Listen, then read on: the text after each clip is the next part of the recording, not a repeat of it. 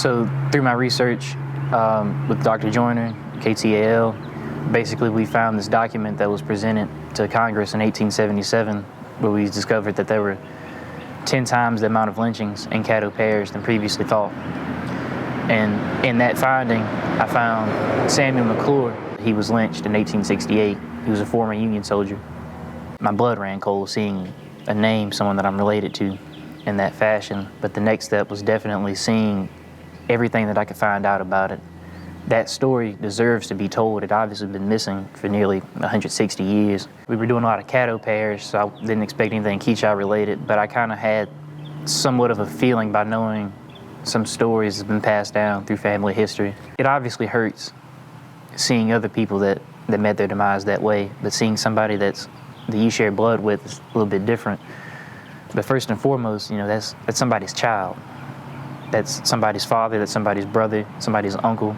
I've uncovered a lot of things that I kind of thought that I would find, but it's more surprising when you actually find it. And then basically, one of the first ancestors in the Barnes lineage to come here was a William Barnes, and he married a slave, and this is how the lineage starts.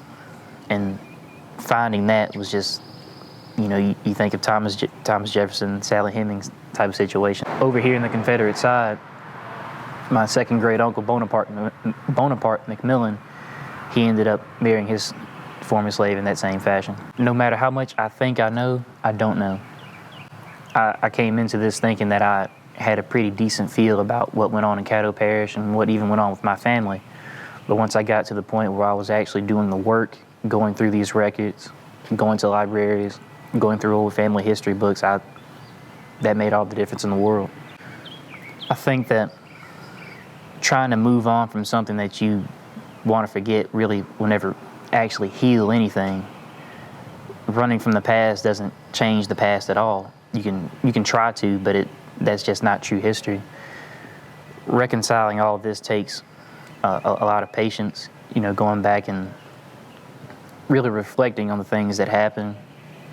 And the old adage that it's doomed to repeat itself if you just ignore it.